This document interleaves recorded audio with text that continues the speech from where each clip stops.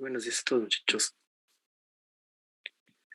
Les voy a pasar lista rápidamente. Se encuentra aquí Saraí Alejandra Aguilar Reyes. Gracias. Anaya García. Presente, profe.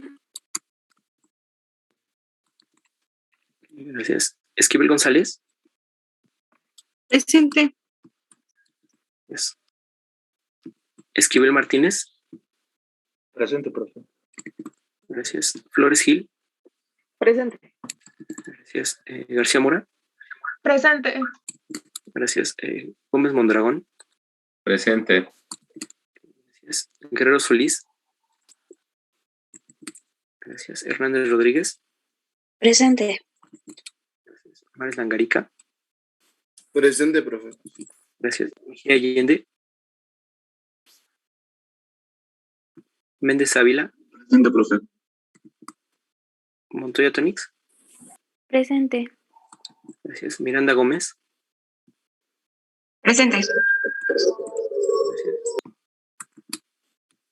Parra Santos. Presente. Gracias. Pérez Rodríguez. Presente. Rodríguez Segura. Presente. Rosas Ortiz. Presente. Gracias. Sánchez de Anda. Solís Domínguez. Presente. ¿Alguien falta que la mencione?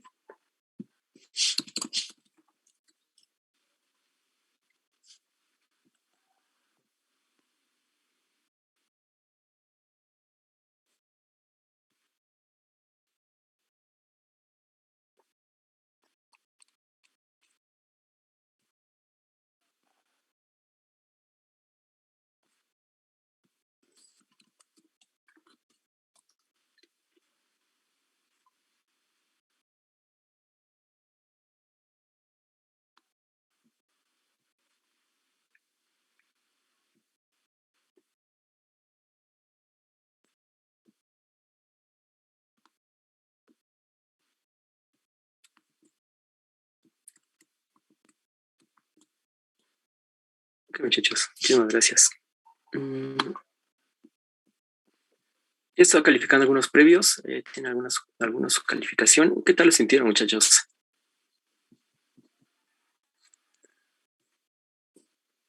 Pues estaba fácil, pero yo me confundí en el despeje. ¿Alguien más? ¿Algún comentario? Relacionado al despeje, Recording in creo progress. que le había faltado un 0 en la respuesta. Okay. Sí, vi que muchos cometieron ese error. Vamos a revisar rápido el previo para que vean qué respuestas eran las que esperábamos.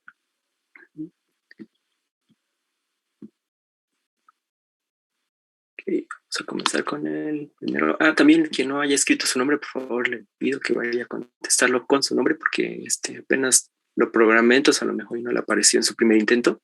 Ok. Vamos a comenzar con el primero. Decía plantear el equilibrio generalizado de la reacción de valoración espectrofotométrica de cobre con EDTA a pH 4.8 y pH 2.1. Este no estaba tan difícil. Nos pedía el equilibrio generalizado. Acuérdense que los generalizados siempre tienen comitas y generalmente son especies que no tienen cargas, por ejemplo, ¿no? Por lo tanto, el primero estaba descartado. El segundo solamente tenía una comilla que indicaba de un solo amortiguamiento. El segundo viene las dos comillas, que es la respuesta correcta. Y el último, pues, decía la reacción de disociación. ¿Vale? Entonces, esta reacción de disociación no era la que llevamos a cabo. Vamos a llevar a cabo una reacción de complejación entre cobre y EDTA. ¿Okay? Si ustedes revisaron los videos y o investigaron a fondo el complejo de cobre con EDTA, se habrán dado cuenta que el color es azul. ¿Sale? La solución que nosotros vemos en nuestro vasito va a ser de color azul. Muchachos, generalmente ese azul se da por el cobre, que permite medir el color azul. Okay. La siguiente, que también vi que muchos como que se confundieron, fue indica la técnica instrumental a utilizar en la práctica y la longitud de onda a la que se llevará a cabo la elaboración espectrofotométrica. La respuesta correcta era espectrofotometría UV-Vis y 620 nanómetros. No era espectrofotometría de absorción atómica, ¿vale? Y aquí hay un detalle, aquí les puse el valor de absorbancia. Recuerden que las absorbancias no tienen unidades y están en 620. Y el valor de absorbancia, pues no vamos a medir ese valor, ¿vale? Lo que vamos a medir es una longitud de onda de 620 nanómetros. Tampoco era la potenciometría, ni tampoco la respuesta última, también era mezclaba las dos. Y la absorbancia en 620, que esto estaba incorrecto. ¿Qué, muchachos? ¿Alguna duda con esta pregunta? Porque vi que muchos sí la tuvieron correcta.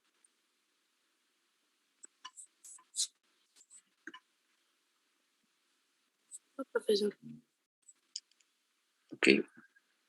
Bien, en la siguiente pregunta decía, calcula los gramos necesarios para preparar los 250 mililitros de DTA, aparte de un reactivo sólido, de sal disódica. Okay, la respuesta correcta, a lo mejor por decimales, a lo mejor no les da con exactitud, pero está alrededor de 1.9. Yo se los pedía en gramos.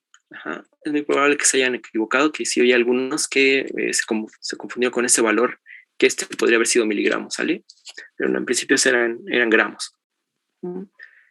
Si sus factores de conversión estaban equivocados, podían tener este o este, ¿vale? Así es que revísenlos para que vean qué valor era el que les daba.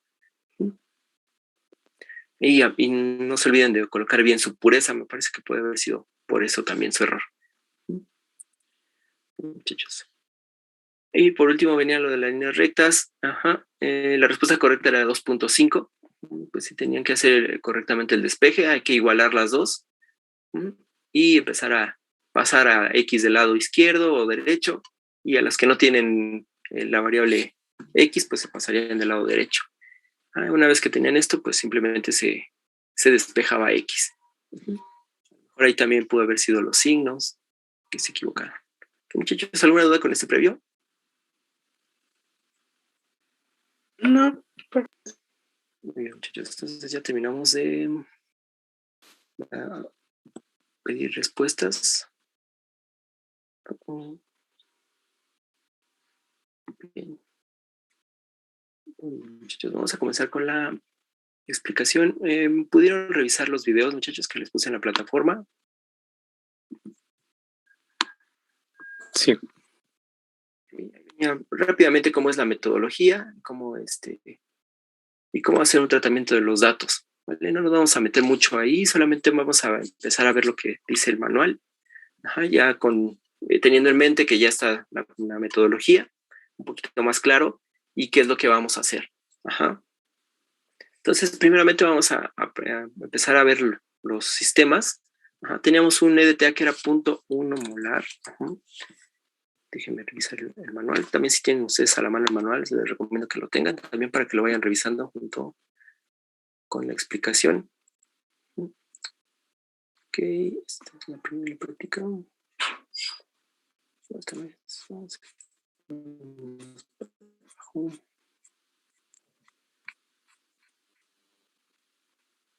Ok, parece que es esta. Entonces tenemos aquí las soluciones, que es EDTA 0.1 molar.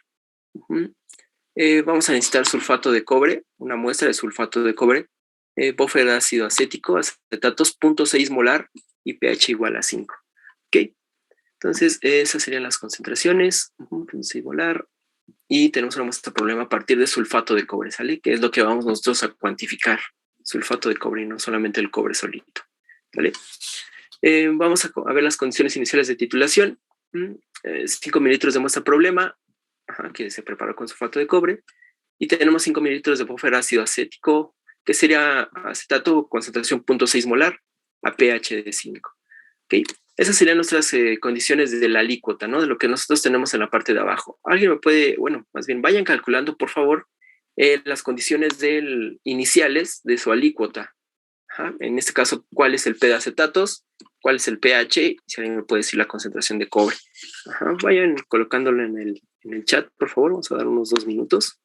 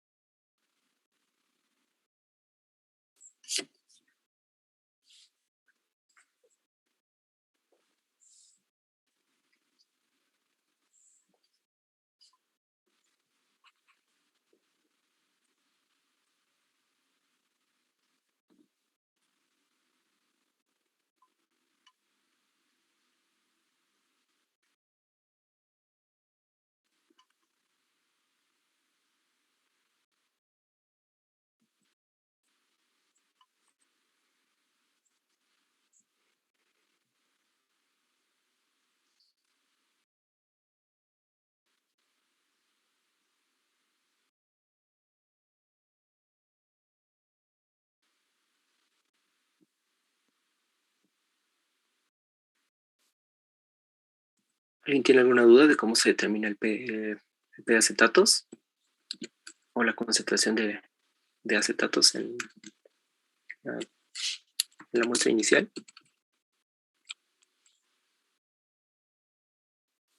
Punto 25. Tengo la primera respuesta. Me dicen que es de punto 25, muchachos, el P de acetatos. ¿Qué opinan ustedes?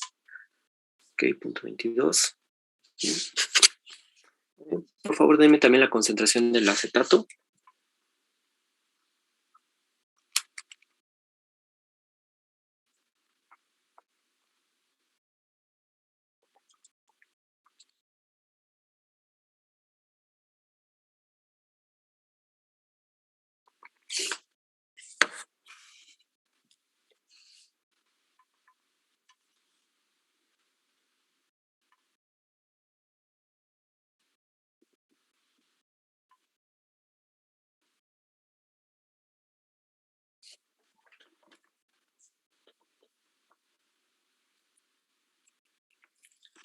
Ok, muchachos.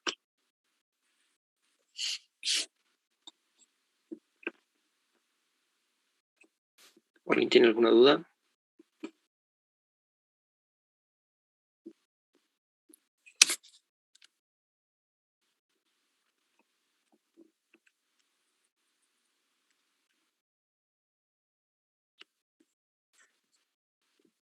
Ok, bien, vamos a ver, porque me parece que sí tienen algunas dudas. Vamos a ver primeramente cuántos mililitros de alicota tenemos. ¿Sale? Tenemos 5 mililitros de muestra problema con sulfato de cobre y tenemos 5 mililitros de buffer, ácido acético, 0.6 molar. Primeramente hay que ver el volumen final al que vamos a llegar. Y vemos que el volumen final o el volumen total va a ser igual a 10 mililitros. ¿Okay? ¿Están de acuerdo, muchachos? Que sean 10 mililitros. ¿Vale? Entonces, la concentración del acetato pues sería 0.6. ¿Cuánto tomamos del buffer? 5 mililitros. Y lo llevamos a 10 mililitros. ¿Okay? ¿Cuánto sería esto, muchachos?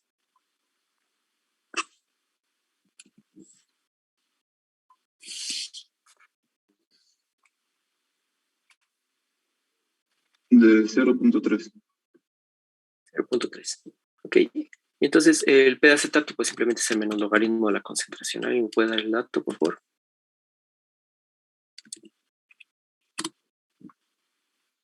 0.2. No, 0.52. Ok, exacto. 0.52. ¿Alguien está o tiene algún otro número diferente? ¿Están todos de acuerdo? Aquí me A mí también me sale 0.52. Ok, muy bien. ¿Vale? Siempre que ustedes vayan a hacer una titulación o revisar las propiedades del sistema, siempre tengan mucho cuidado de este volumen total, en donde está diluido esta concentración de buffer de acetatos. ¿Ok? Para que puedan tener una mejor cuantificación y puedan ver el sistema, que en principio es lo que necesitamos para saber, por ejemplo, las constantes de equilibrio y la constante bicondicional. Muy bien, entonces no pierdan de vista estos datos porque los vamos a usar a lo largo de toda la presentación. Entonces tenemos que un P de acetatos es de 0.52. ¿Cuál es el valor de pH, muchachos? De trabajo.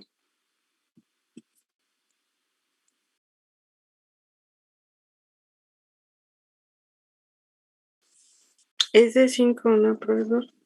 Exacto. Este sí no cambia porque es la concentración, a pesar de que se diluye, la relación entre ácido acético y acetatos se mantiene igual y por lo tanto el pH no esperamos que se mueva. ¿Ok? Solamente esperamos que la concentración disminuya por dilución, pero la relación acético-acetato no va a disminuir. Si recuerdan la ecuación de Henderson-Hasselbalch, nos va a permitir que el pH se mantenga. ¿Y cuál sería la concentración de cobre en la solución?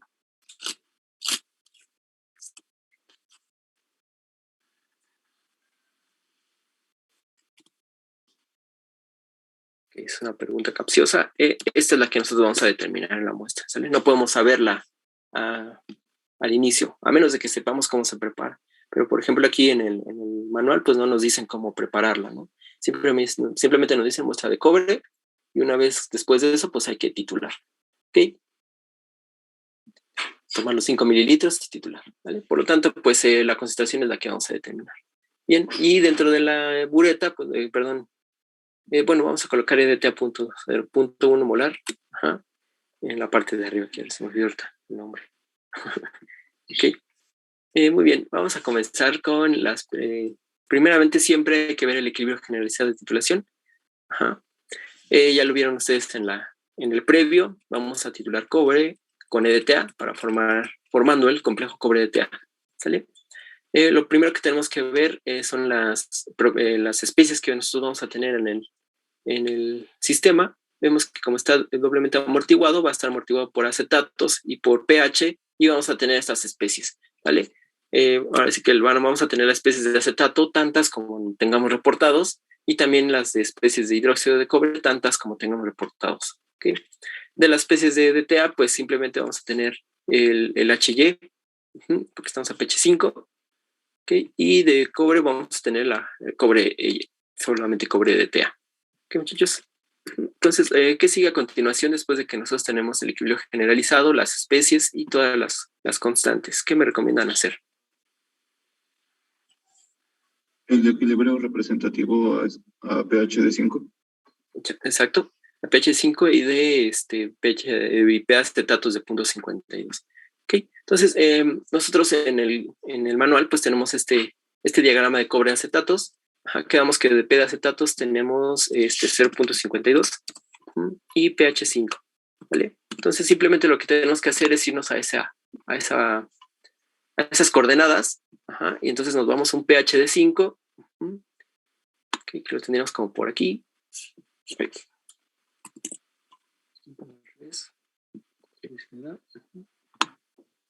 Tenemos entonces un pH de 5 y tenemos un P de acetatos de 0.52, ¿no? Que andamos por aquí. Entonces esperamos tener un cobre acetato 2, ¿ok? En ese valor aproximadamente. Bien. De las especies representativas de EDTA y de cobre, en donde tendríamos la especie.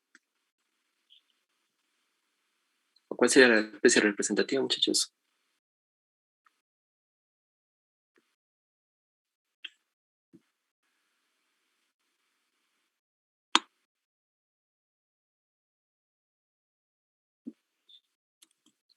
Bueno, sería el HY 2 con 2 cargas menos y el cobre EDTA con 2 cargas negativas.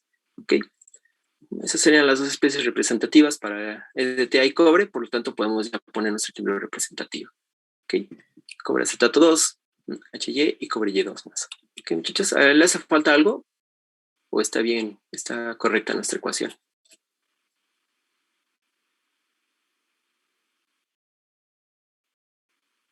Los acetatos. Ajá. Está desbalanceada, exacto. Vemos que hay dos acetatos del lado derecho. ¿Cómo nosotros lo podemos balancear? Acuérdense que estamos en pH de 5. ¿Qué especie de acetato tenemos que balancear? ¿O con qué especie de acetato balanceamos del lado derecho?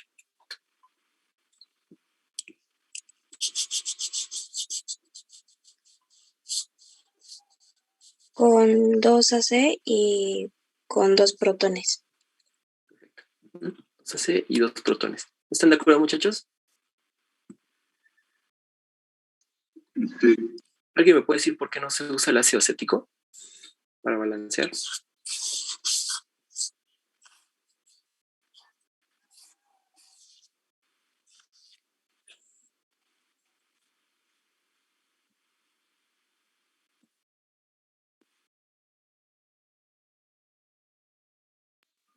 Tendríamos que checar su valor de pK y en caso de que sea la especie que esté predominando es la que se va a poner, ¿no? Y bueno, quiero suponer que el pK del acetato pues es menor al pH en el que lo estamos imponiendo.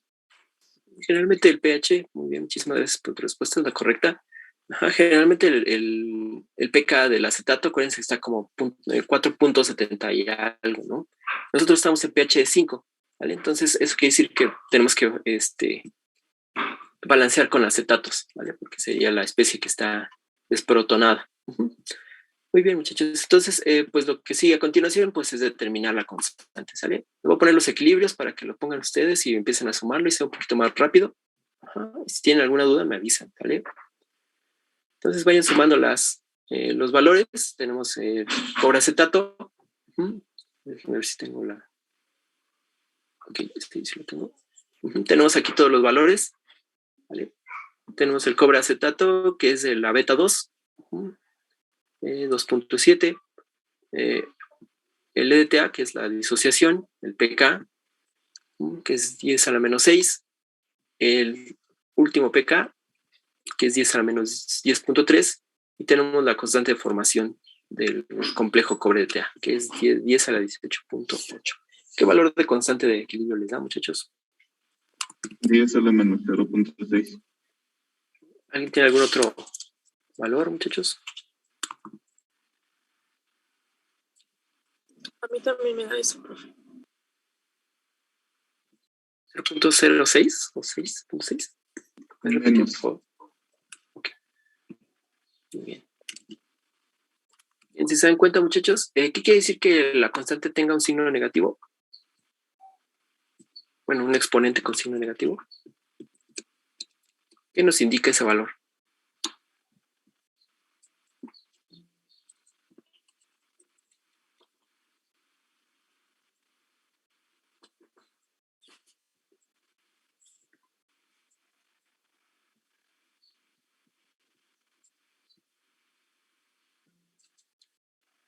Disociación. Ok. Tal vez no. Que tendrá pendiente negativa. Que su asociación no va a ser como tal favorable o espontánea. Exacto. Es más en ese sentido. ¿Sale? Acuérdense que si tenemos una constante negativa, generalmente se podría decir que es una interacción o que el equilibrio está desplazado hacia la izquierda. Acuérdense que va todo relacionado a la ley de acción de masas. Entonces acuérdense que es la relación entre los productos, entre los reactivos. Como es un valor negativo, quiere decir que los reactivos iniciales están en mayor concentración que los productos, ¿sale? Por lo tanto, estaríamos diciendo que la reacción está dado hacia la izquierda. Si se dan cuenta, por lo tanto, si nosotros queremos si nosotros queremos valorar cobre con EDTA, pues la constante es muy pequeña y no nos va a permitir ver una cuantificación, ahora sí que sea cuantitativa. ¿Ok? Bien, lo que sigue a continuación pues sería determinar la constante bicondicional.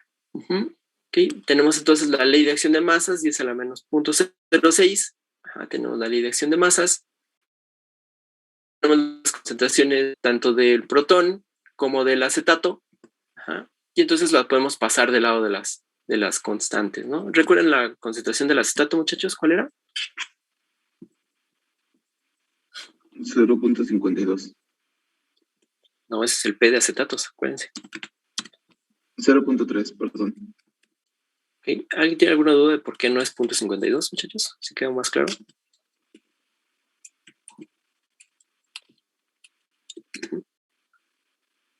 Okay, muchachos. Entonces, con este valor de P de acetatos, ¿y cuál sería el valor de la concentración de protones?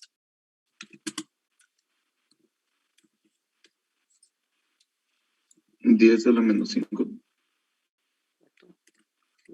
Con esos valores, por favor, determinen la constante bicondicional.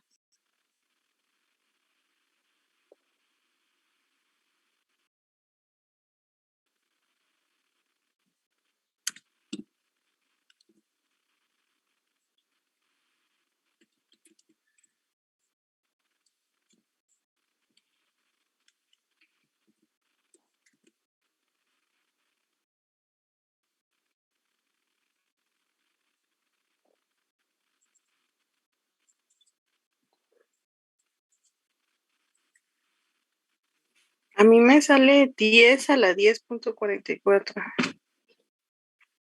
Y 10 a la 10.44. ¿Alguien tiene algún 10.44? ¿Alguien tiene algún otro valor? De 10 a la menos 11.2. 2. Okay. ¿Otro valor, muchachos?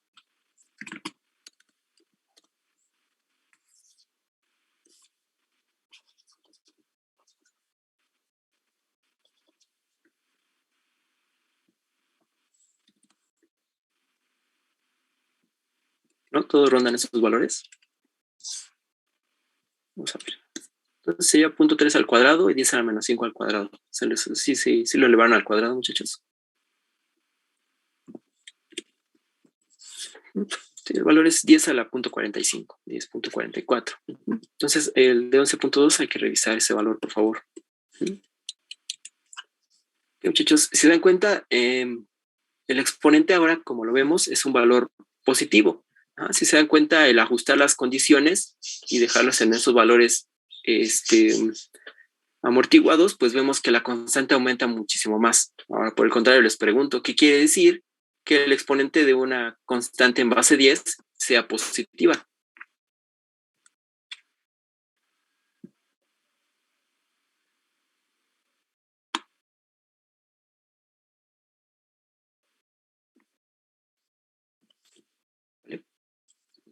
El equilibrio ahora sí se va a desplazar hacia la derecha, ¿vale? Como es un valor hacia productos. Muy bien, muchísimas gracias. Si se dan cuenta, pues nos interesa que se forme con mucha cuantitatividad, por lo tanto vemos que la constante pues sí nos va a ayudar, ¿no? Porque es una constante muy grande, muchísimo mayor a 1, ¿no? Muchachos, ¿alguna duda hasta aquí de cómo llegamos hasta el valor de cada bicondicional?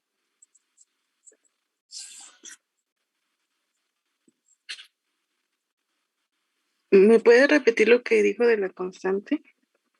Ajá, como tenemos un valor del exponente positivo, una constante base 10, nosotros vamos a tener un desplazamiento hacia el lado derecho de los productos. Y esto acuérdense que está en base de su ley de acción de masas. Si se dan cuenta, pues aquí tenemos la ley de acción de masas. El valor de cobre con EDTA va a aumentar, va a ser muchísimo mayor con respecto al del cobre acetato. Y esto nos está diciendo que el valor es muchísimo mayor de 1. Y si lo comprobamos con este valor, ¿no? Que sí está muy por arriba de 1. Ok, muchachos, ¿esto sí quedó claro? Vamos a avanzar. Bien, entonces nosotros tenemos que al inicio ponemos 5 mililitros de una muestra problema de cobre que no sabemos qué es. Y si recuerdan, vamos a ver la metodología. Bueno, aquí no nos dice. Este es el ejercicio de conciliación. Tenemos que empezar a hacer las adiciones de volumen de DTA, ¿no? Sería el volumen de DTA al inicio, sería 0, y empezamos a agregar 0.25 mililitros. Aquí no es 0.2, aquí es 0.1. Y entonces, pues lo que tenemos que hacer es ir repitiendo la adición de DTA, 0.25, 0.25, hasta encontrar el punto de equivalencia.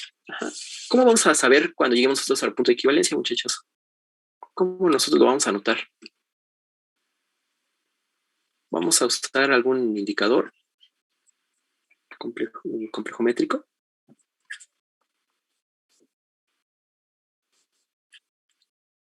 ¿O qué otra técnica vamos a usar?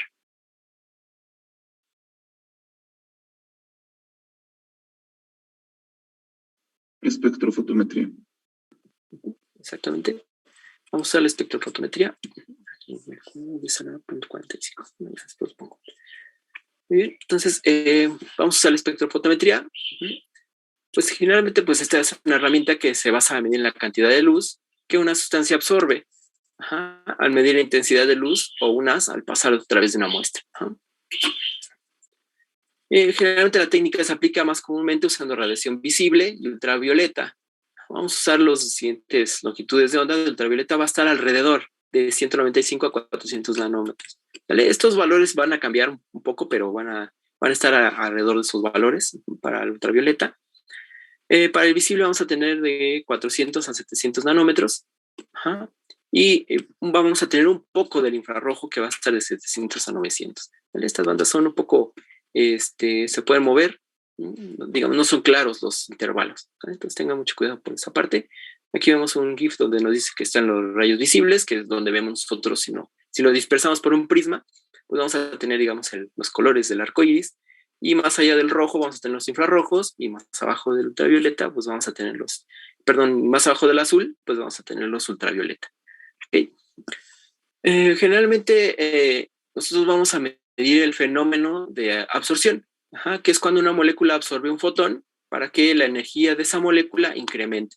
Entonces vamos a pasar de un estado inicial a un estado excitado. Ajá, generalmente el estado de más baja energía, pues se le llama estado basal. Ajá.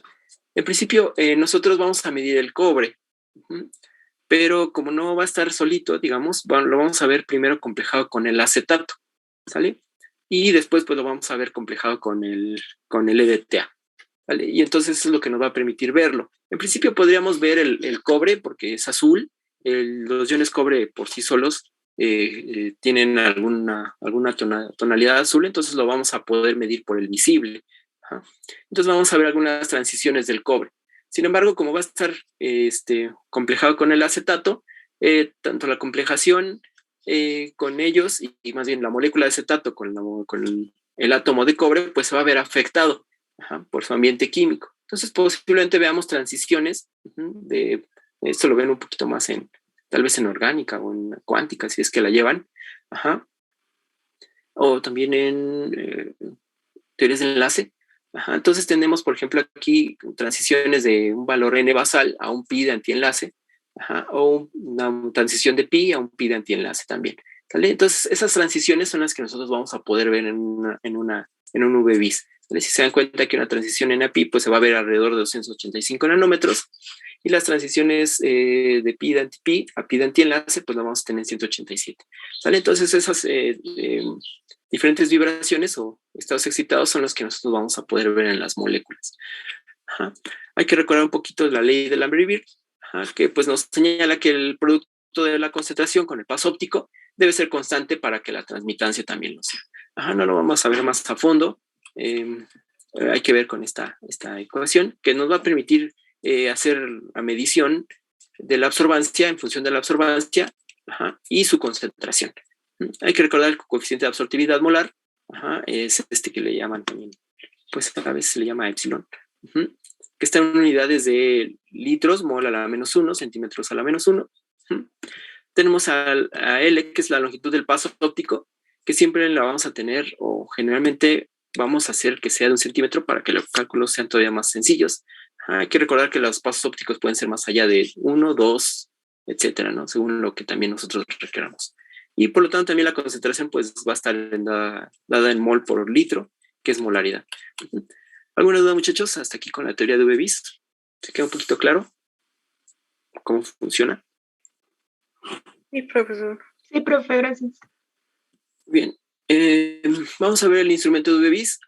Generalmente va a constar aquí les pongo unos diagramillas muy sencillos. Ajá. Primeramente vamos a tener una fuente de luz, ¿vale? Una radiación electromagnética. Esto es de banda ancha. Ajá. Si recuerdan, pues necesitamos longitudes de onda que vayan desde los 200 hasta los 900 nanómetros aproximadamente. Ajá. Y eso lo permite muy bien a algunas lámparas de deuterio o de tungsteno. Después vamos a pasar por lo que se le llama monocromador, que nos va a ayudar a dispersar la luz, ¿sale? Y esta luz va a estar, digamos, la vamos a seleccionar de todas las longitudes que tengamos para poder detectar la longitud de onda necesaria para poder hacerla pasar por la muestra. Y después para el detector, que va después a lo que es la computadora. Tenemos entonces instrumentos de UV-Vis de único haz y también tenemos de doble haz. Ajá. La parte de la fuente y del monocromador generalmente es el mismo para ambos instrumentos, pero se empieza a diferenciar en la parte de la muestra. En esta parte nosotros vamos a poder dividir el haz en dos para que pase por la referencia y la muestra. Generalmente nosotros en un único haz, que es lo que nosotros tenemos en el laboratorio, tenemos que poner a cada momento o después de cada medición o ciertas mediciones el blanco nuevamente, ¿sale? Porque empieza a haber variaciones de la fuente, ajá, y entonces comenzamos a tener señales que no son las que esperábamos, ¿sale? Entonces tenemos que volver a poner el blanco, que es todo lo que tiene la muestra menos el analito que absorbe. Entonces, el de doble haz, eso no lo evitamos, ¿vale? Colocando el blanco siempre en el de referencia y cambiando ahora sí las muestras, y nos va a permitir medir continuamente sin tener que volver a estar colocando la muestra blanco. Muchachos, ¿alguna duda con este diagrama?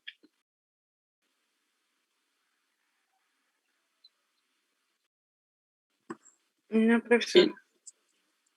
Ustedes ya investigaron más o menos en qué color tenemos al EDTA con el cobre. Ajá, si lo recuerdan, pues la mayoría me dijo que era azul. Entonces nosotros vamos a verlo alrededor de este intervalo, ¿no? Entre azul verdoso tal vez. Ajá. ¿Vale? Entonces nosotros esperamos que el color observado sea azul y entonces vamos a tener el color absorbido que va a ser generalmente el amarillo o el naranja, que va a estar alrededor de 560 o 650 nanómetros.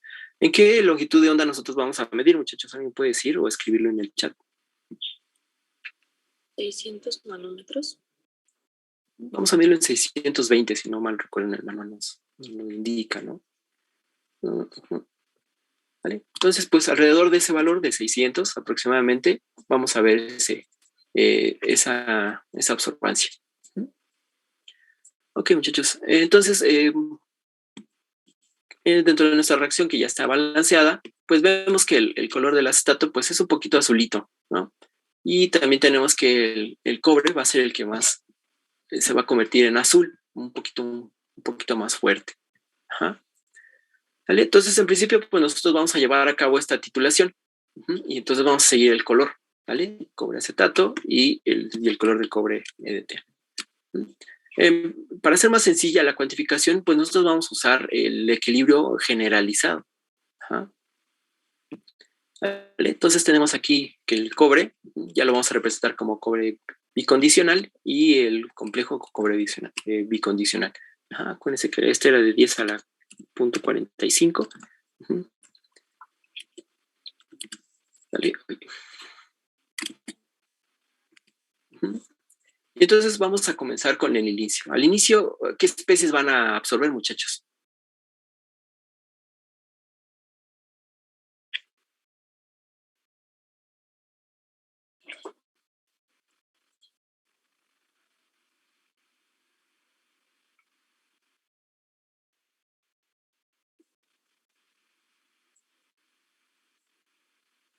Al inicio de nuestro vasito, lo que vamos a tener nosotros va a ser el cobre acetato, ¿vale? Lo único que esté absorbiendo en el sistema. Como todavía no agregamos EDTA, pues no está presente el EDTA y mucho menos el complejo ya formado, ¿vale? Por lo tanto, el único que nos va a estar absorbiendo al inicio, pues va a ser solo el cobre. ¿El EDTA tiene algún color, muchachos? ¿Alguien sabe o alguien lo pudo investigar?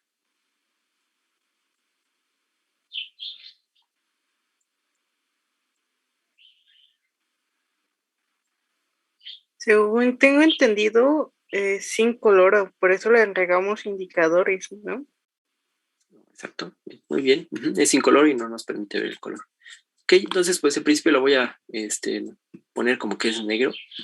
Ajá, para indicar que es transparente. ¿Vale?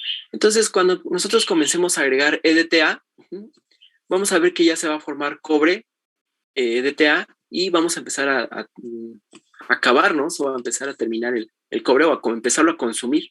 ¿Sale? Entonces antes del punto de equivalencia, este valor de concentración, pues va a estar dado por esta ecuación, ¿no? Que va a ser C0 por B0 menos las moles que nosotros estamos consumiendo y agregando de DTA entre el volumen total, que si recuerdan es B0 más B1. Muy bien. Y entonces pues vamos a formar un poco de cobre de DTA. Así es. ¿Qué tanto vamos a formar? Pues vamos a formar EDTA, porque si recuerdan el EDTA antes del punto de equivalencia es el reactivo limitante. ¿Y cuánto va a quedar de EDTA al equilibrio? Pues en principio va a quedar épsilon, ¿no? Lo voy a poner así como con E.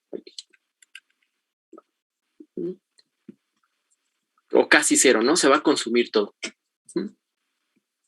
Ahí puedes ir en el punto de equilibrio, ¿qué es lo que va a suceder, muchachos?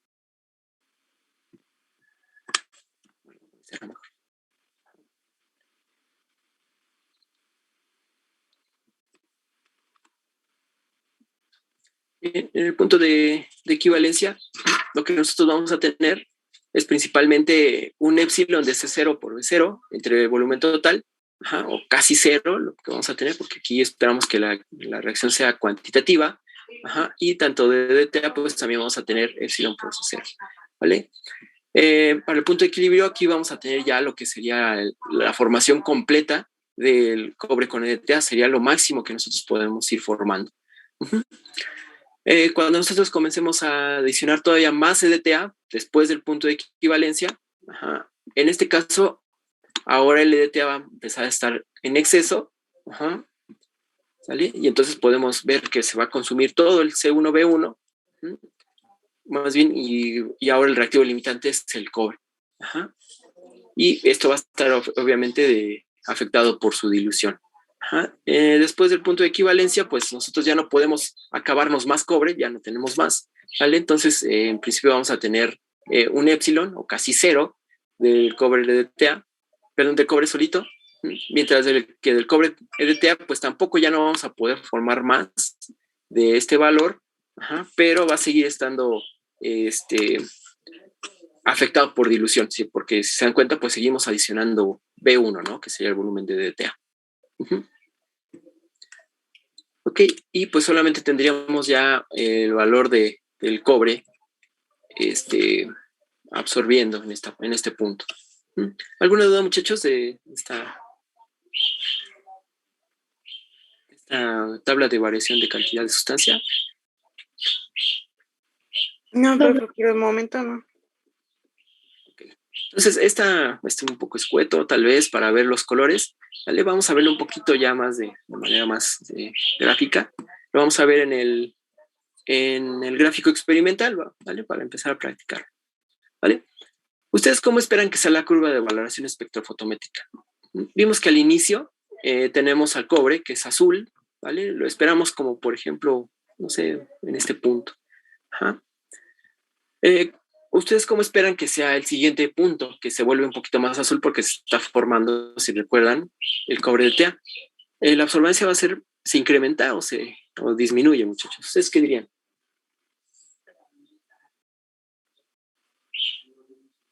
¿Que incrementa? Incrementa.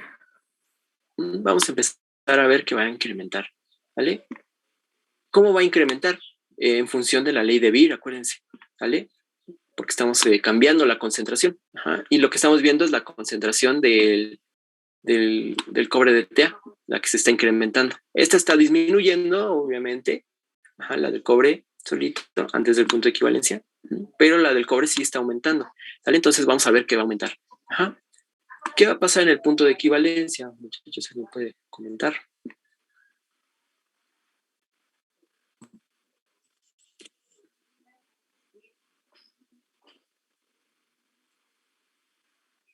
¿Qué esperan que pase después del punto de equivalencia? Se va a mantener constante. Esperamos en principio que empiece ya a mantenerse constante. ¿Por qué? Porque ya en principio pues esperamos, ya nos acabamos todo el cobre, ya no va a haber más azul de este tipo, pero ya no vamos a poder formar más de cobre de EDTA. Y entonces en principio pues vamos a ver que el experimento va a empezar a tener un comportamiento ya constante. Sin embargo, nosotros lo vamos a ver que va a empezar a disminuir. ¿Alguien puede decir por qué disminuye, muchachos?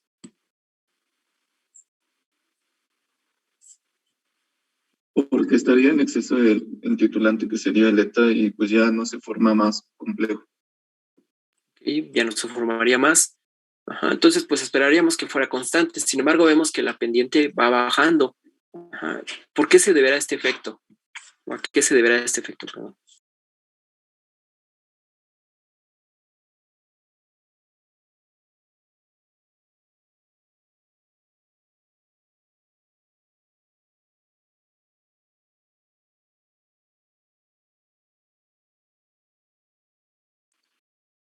Sí va relacionado con el EDTA, ¿sale? Como estamos agregando más a EDTA, pues estamos diluyendo todavía más. Me dicen aquí que puede ser que se rompa el enlace con el EDTA. No, ya el EDTA se sigue formando, ya se forman un complejo muy, muy fuerte. Sin embargo, como ya el EDTA ya nos va a formar más complejo porque ya nos acabamos todo el cobre, vamos a tener en exceso de EDTA libre. No es que se haya roto, sino más bien ya no se unió a nada. Pero solamente vamos a formar el cobre de EDTA, ya, lo único que pudimos formar con la concentración inicial que tuvimos. Entonces, en principio, lo que vamos a tener es el complejo cobre DTA, pero como seguimos adicionando el B1, el volumen total va a seguir siendo más grande y entonces nos va a diluir la muestra, ¿vale? Y entonces como estamos cumpliendo la ley de Beer, como la concentración está disminuyendo, la absorbancia va a disminuir por defecto de dilución, ¿vale? Y es por eso que nosotros vemos este comportamiento que va hacia abajo. Para corregir este efecto, lo que nosotros tenemos que hacer es multiplicarlo por un factor de corrección. Ajá. Y entonces la absorbancia que nosotros tengamos va a ser la absorbancia corregida, como lo vemos en esta fórmula, que nosotros generalmente le colocamos un asterisco, y va a ser la multiplicación de la absorbancia experimental por el volumen inicial, más el volumen del EDTA o el volumen 1, entre el volumen inicial, que sería el factor de corrección, ¿vale? Y entonces cuando nosotros apliquemos el factor de corrección, ya vamos a tener unas líneas pues un poquito más parejitas, ¿no? Se dan cuenta, ahora sí vamos a tener los puntos constantes después del punto de equivalencia. ¿Alguna duda, muchachos, sobre este punto? ¿Sí quedó claro? ¿Cómo se corrige la absorbancia? Sí, profe. Bien, entonces, después de que ya tenemos estas líneas ya, digamos, corregidas, ya podemos nosotros ajustar a un comportamiento lineal. En principio nosotros vamos a tomar todos los puntos que van hasta el punto de equivalencia en una primera línea, y la segunda línea va a estar dada por tal vez un punto después del punto de equivalencia para tener nuestra línea recta. Como ya lo hicieron ustedes en el previo, después de que ustedes linealicen con un método lineal de mínimos cuadrados, pues simplemente lo que hacen es intersectar estas dos líneas de manera matemática, igualando las ecuaciones a un volumen de punto de equivalencia que es X en este caso, ¿vale? Que nos va a ayudar a determinar el volumen necesario para llegar al punto de equivalencia. Muchachos, solamente hasta este punto, cuando ya tienen la absorbancia corregida, es cuando ustedes pueden comenzar a hacer este análisis lineal. En la práctica, pues ustedes lo que tienen que hacer es tomar algunos puntos hasta el punto de equivalencia, donde más o menos ustedes ven que está el punto de equivalencia, y después van a tener que tomar los otros puntos después del punto de equivalencia para poder linealizar, y después de que ya tienen las líneas rectas, hay que igualarlas. ¿Qué, muchachos? Entonces, en el reporte yo les voy a dar, por ejemplo, estos datos. Bueno, ustedes los van a tomar de aquí, de esta misma presentación que se las voy a compartir. ¿Ok? Y lo que ustedes tienen que calcular primeramente es el factor de corrección. ¿Okay? Vamos a calcular este primer factor de corrección. Si recuerdan cuánto teníamos de volumen inicial, muchachos, ¿alguien me puede decir?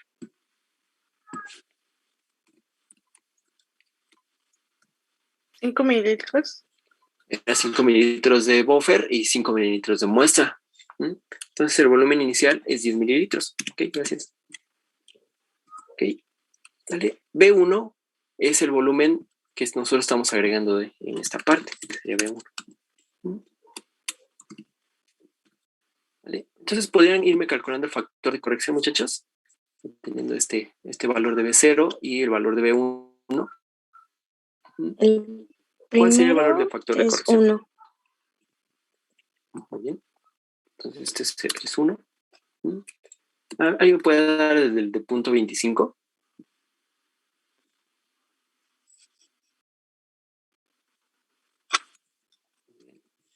Okay. Y así se van con todos los demás, ¿sale? En principio es lo que busco en el reporte, ¿vale? Y entonces vamos a obtener la absorbancia corregida, ¿vale? En el primer punto, pues tenemos que 0.169, que es 0.169 por el factor de corrección. En el segundo, ¿cuánto sería de permítame, 0.169? En el segundo valor de absorbancia corregida, ¿qué valor iría, muchachos?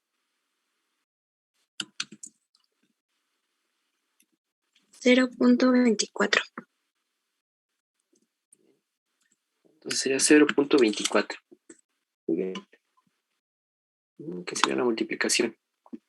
Entonces, en principio, pues ustedes tienen que ir colocando en la tabla de absorbancia corregida simplemente el valor que les dio la multiplicación. ¿vale? Y tendría que completar todo. ¿Ok? ¿Alguna duda, muchachos, de cómo se calcula factor de corrección y la observancia corregida?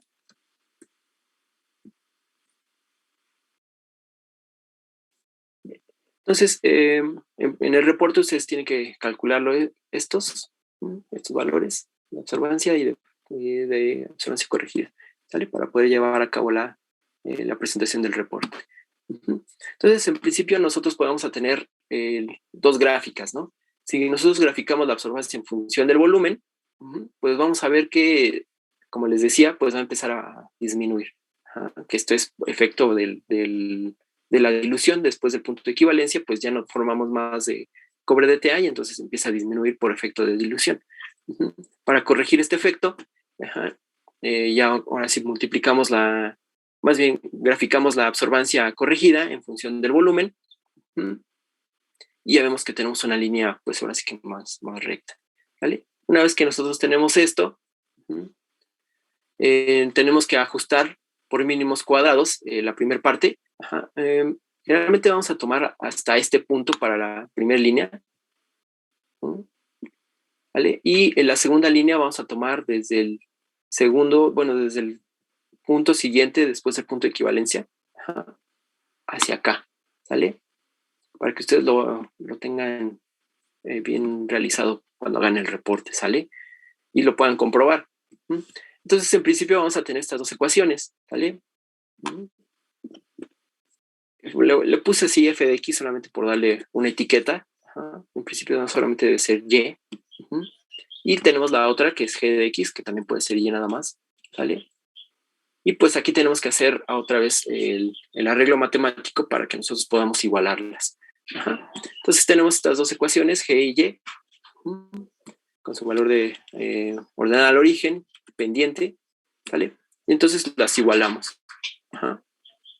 Cuando nosotros las igualamos, pues lo primero que hacemos, después de igualarlas, es pasar las x del lado derecho, o del lado izquierdo, perdón, en este caso, y las ordenadas al origen del lado derecho. Lo que hacemos es hacer las sumas o restas correspondientes y después dividir. Ok, si alguien me puede ayudar con eso.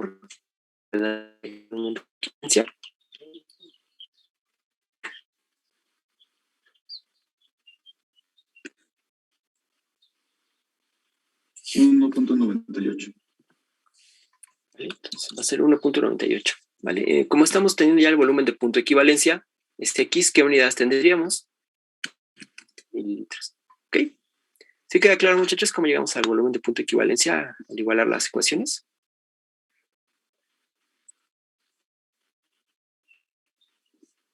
Bien, lo que seguirá a continuación es la dilución.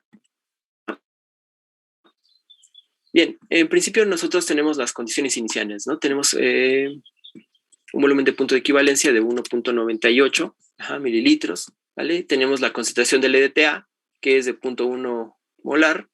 Tenemos el volumen inicial, que son 10 mililitros, ¿sale? Y tenemos que la concentración del cobre, o el C0, pues no la conocemos, ¿sale? Entonces lo que tenemos que hacer, pues como ya sabemos, usar la de C0, B0, igual a C1, B1, porque conocemos las variables, la mayoría de las variables, ¿no? Entonces tenemos que es 0.1 por 0.98, aquí le puse unas unidades extras, ¿vale? Y esto lo dividimos entre 10, ¿vale? En este caso, como estamos usando el equilibrio generalizado, pues podemos dejarlo en términos de cobre bicondicional, ¿vale? Sin ningún problema. Y entonces, esto sería la concentración de molaridad de nuestra solución, problema. Sin embargo, lo que nosotros buscamos son lo que tenemos en la muestra, y si recuerdan, lo que tomamos de la muestra fueron solo 5 mililitros. Entonces, para saber eso, primeramente tenemos que multiplicar esa concentración por 10 mililitros de concentración de la muestra para saber las milimoles. Nosotros tenemos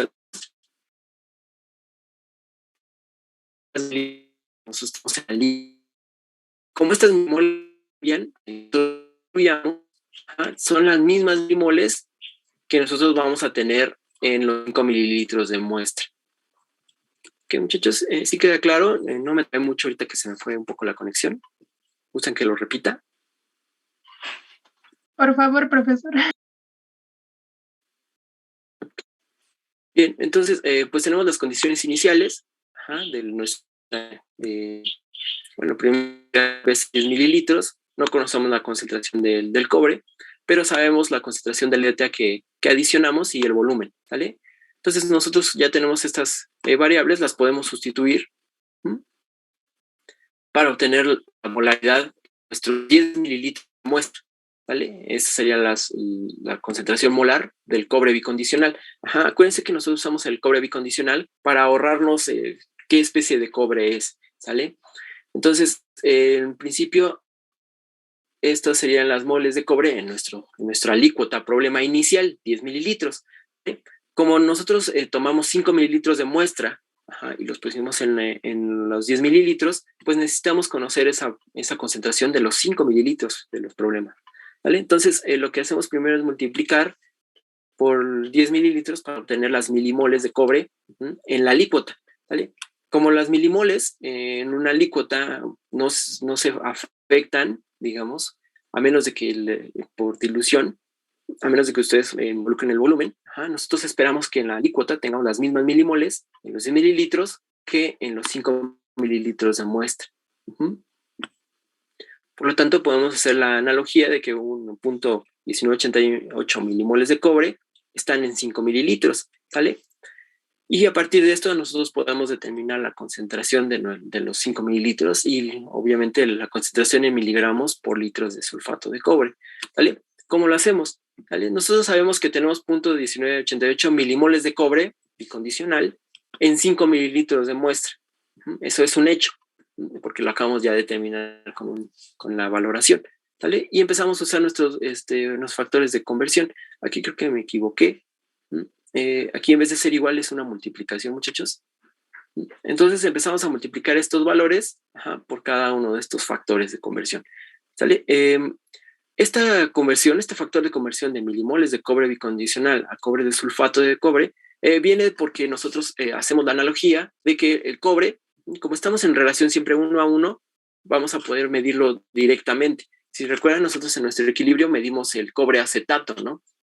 Si lo recuerdan aquí, tenemos el cobre, que este sería el cobre como tal. Aquí lo pongo. Este sería el cobre generalizado, ¿no? Y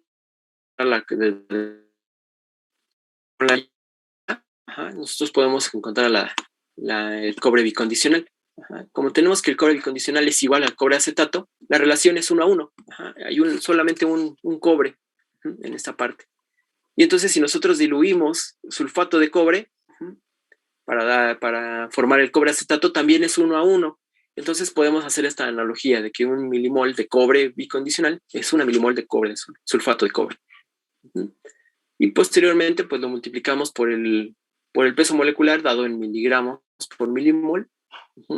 Y después pues le quitamos estos 5 mililitros, los mililitros, para convertirlos en litro. ¿Sí queda un poco más claro, muchachos, cómo se realiza este cálculo? Sí, Bien, confirme por favor el valor que va a aparecer.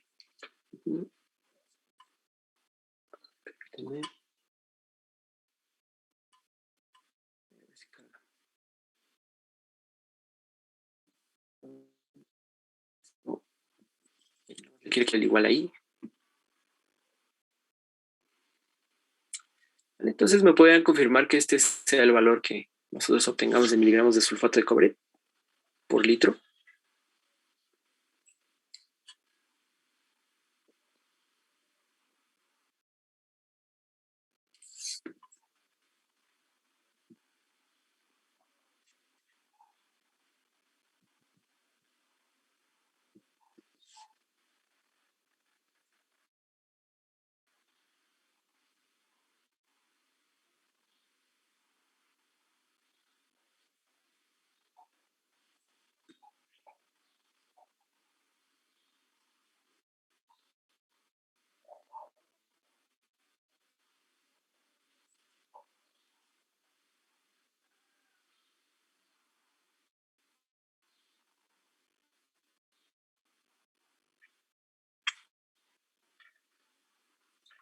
Ok, muchachos. Entonces, En principio esto es lo que tendrían que hacer ustedes en el reporte.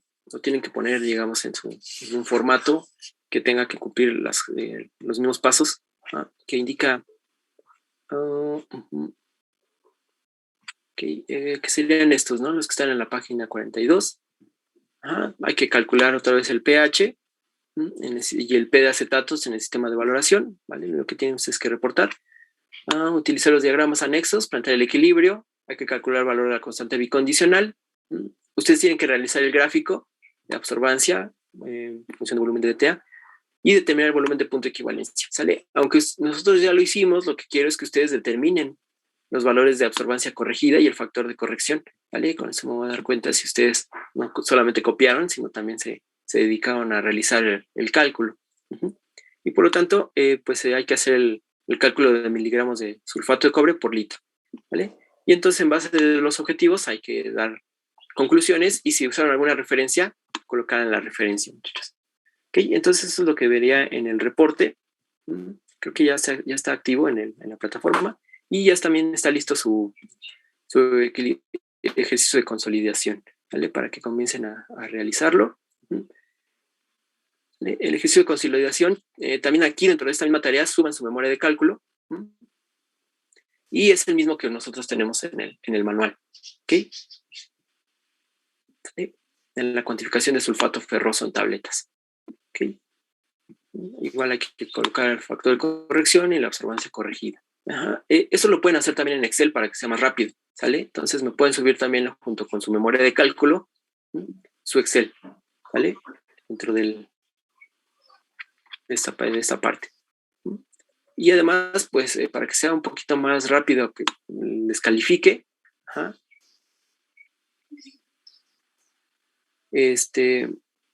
pueden comenzar a llenar esta parte del cuestionario. Ok, déjenme ver, porque creo que ese formulario está raro. En principio el ejercicio se entrega a las 8, a las 9, pero vamos a dar hasta las 9:30, ¿sale? Profe, no puede dar más tiempo, es que terminando tengo clase. ¿Les parece bien que sea hoy, que se entregue hoy? Sí. Sí, profe, por favor. Sí, por favor. Que se entregue hoy a lo máximo hasta a las 12, ¿sale? Gracias, profesor.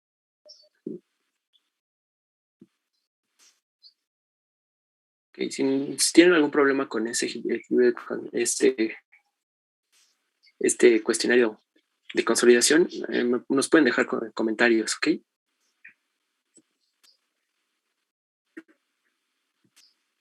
Sí, profesor. Muchachos, entonces, si no tienen alguna duda o comentario, pues sería todo por la clase de hoy. Gracias, profesor. Gracias, profesor. Antes de que se vayan, muchachos, buenos días.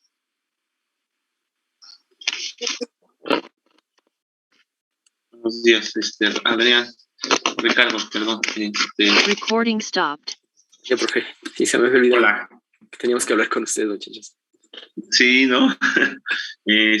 Bueno, nosotros estamos abogando por el regreso a clases. Ricardo y yo habíamos platicado un poco. Y pues queremos saber su parecer uno a uno de ustedes, rapidísimo, no más de 10 minutos lleguemos a una conclusión. García Mora, ¿qué piensas? Bueno, es que yo vivo vivo a 2 horas, entonces para llegar a las 7 está muy complicado en el metro. Wow. Oye, ¿y en algún momento cuando te inscribiste, sí pensaste la posibilidad que tendrías que venir a la escuela? Pues es que como todos mis maestros me dijeron que no era No, tan probable. pero ¿tú crees que en algún momento crees que vas a tener que regresar a la escuela?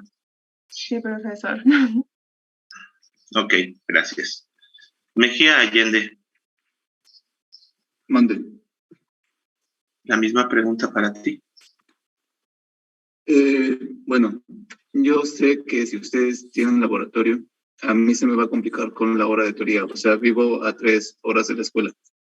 Y bueno, o sea, yo he visto aquí en mi comunidad que los contagios no han parado, entonces de mi parte yo no creo poder asistir.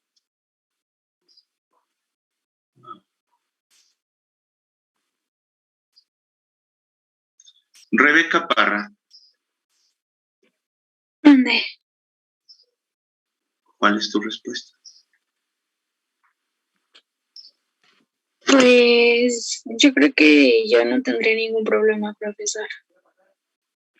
Bien. Sería un poco igual complicado, pero por la hora y así.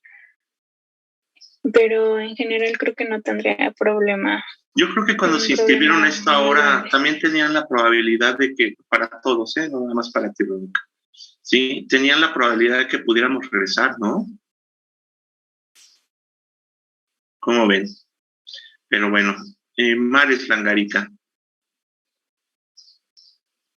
También sin problemas, profe. gracias. Pérez Rodríguez, Yo tampoco tendría algún problema por regresar. muchas gracias.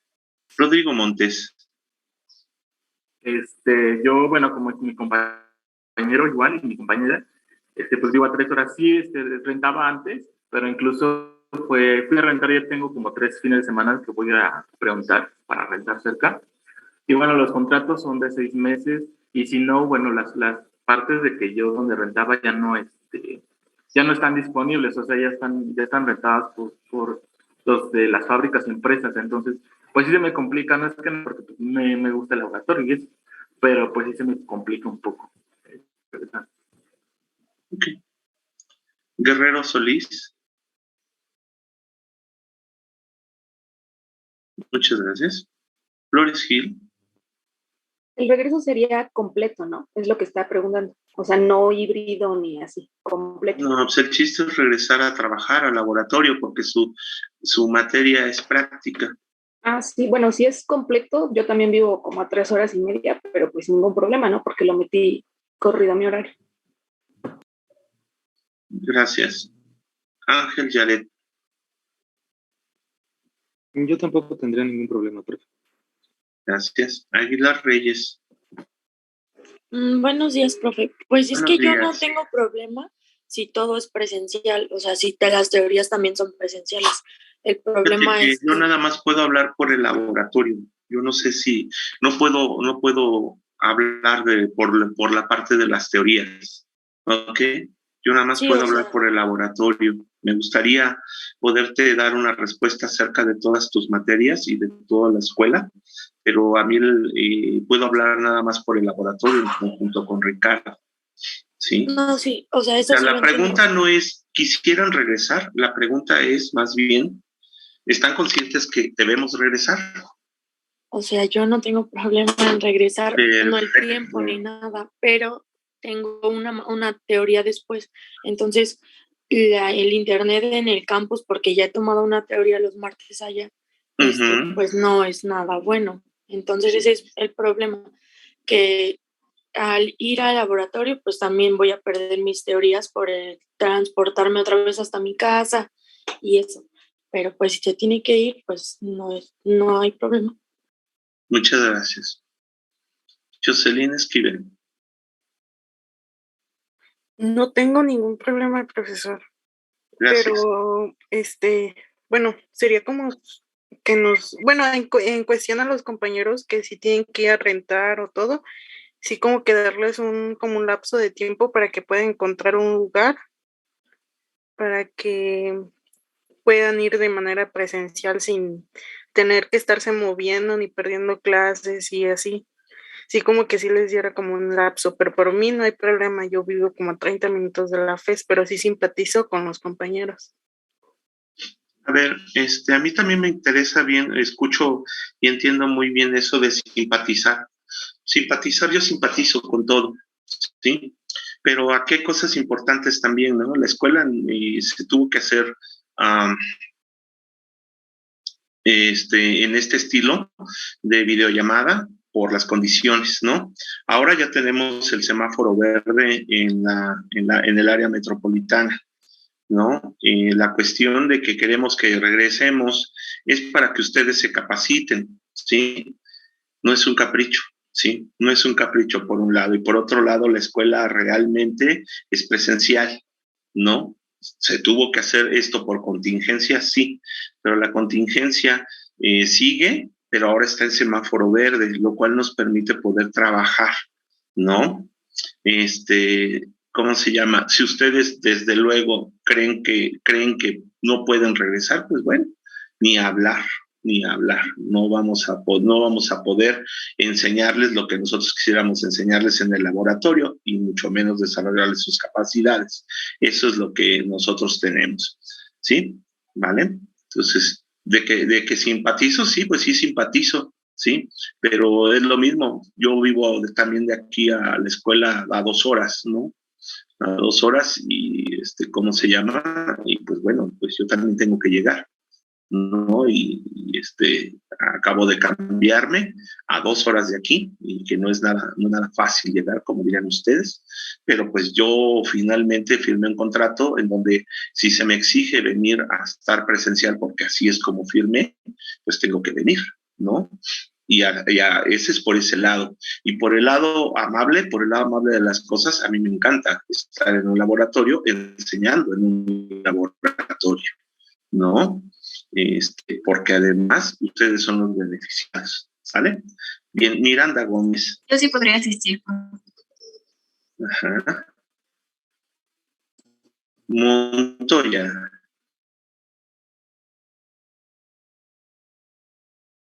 Yo tampoco. Yo de igual manera, tener una clase a las 7 de la mañana no veo inconvenientes. El único inconveniente que veo es que después tengo 3 clases y mis profesores ya me confirmaron que sí van a ser en línea. Entonces, de igual manera, me hago 2 horas hasta mi casa y el internet de la FES está mal. Entonces, ese sí sería mi inconveniente. Exacto. Pues fíjense que por parte del internet ahí es donde tenemos que empezar a presionar, ¿no? Y enviar los comunicados a quien corresponda por parte de la red Puma, PC se llama, para que precisamente y ustedes puedan tomar la clase al terminar, ¿no? Sí, dime. Por lo que tengo entendido, están afiliados con Telmex y realmente Telmex no es una buena compañía de internet. Pues mira, la verdad no tengo idea con quién estén contratados, ¿ok? Pero yo te puedo decir que ahorita yo estoy aquí en el campo 1, justamente, y creo que me han escuchado todavía bien, pero claro, yo estoy clarísimo que en cuanto la comunidad aumente, pues probablemente la velocidad disminuya, ¿no? Y algunos de ustedes que ya lo han probado, pues les ha ido mal, ¿no? En ese sentido, ¿no? Ok, ¿quién más me falta? A Rodríguez Segura. Yo no tengo ningún problema en regresar, profesor. Ok, Solís Domínguez. Buenos días, profesor. Yo tampoco tengo ningún problema en regresar, nada más sería esa cuestión de las materias teóricas. Gómez Mondragón. Sí, yo también puedo asistir sin ningún problema. Gracias. Christopher Diego. Sí, tampoco tengo problemas, profesor. Bien, Iván Ortiz. Sí, bueno, a mí se me complicaría con mis materias posteriores. Entonces, pues bueno, esa sería mi situación. Ok.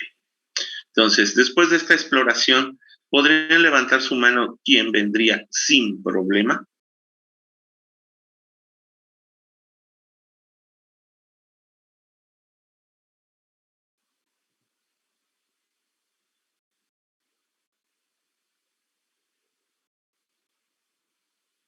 Ok. Van 1, 2, 3, 6, 8 personas son las que estoy viendo, Ricardo, sí, ¿verdad? ¿Ya cambió? ¿9? 10 personas. 10 de 19 que están el día de hoy, ¿no? 10 de los que están. Ya la pueden bajar, gracias. Prácticamente está dividido. Entonces, el profesor y yo vamos a platicar y vamos a platicar también con la jefatura de sección acerca de esta situación.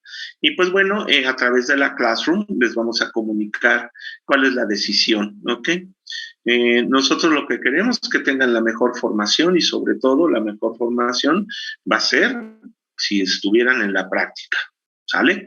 Pero si no pueden por todas las razones que ustedes nos han explicado el día de hoy, bueno, ya veremos que fallamos en unos días el profesor Ricardo y yo, en conjunto con la jefatura de la sección, acerca de la situación, ¿sale? Para que entonces tengamos la siguiente clase, pues ya les avisamos qué es lo que ocurre en la siguiente clase, ¿sale? Por lo pronto vamos a seguir tal cual nos está marcando el programa, y en la semana, si hay algún cambio en relación a que los vamos a invitar a regresar, pues les daremos aviso a través de la Classroom. Dime, Jocelyn. Sí, bueno, nada más para comentarle, profe, que si nos puede abrir el apartado para el segundo reporte, porque no está... ¿No se los abrí? No. Ok, al ratito se los abro con gusto. No me di cuenta, al rato lo abro, ¿sí? Claro que sí. Gracias, profesor. No, a ustedes. Muy bien, muchachos, pues nos estamos viendo pronto. Cuídense mucho y que tengan buen día. Igualmente. Igualmente. Gracias, profesor. Gracias, profe, igualmente. Adiós. Hasta luego, profesor.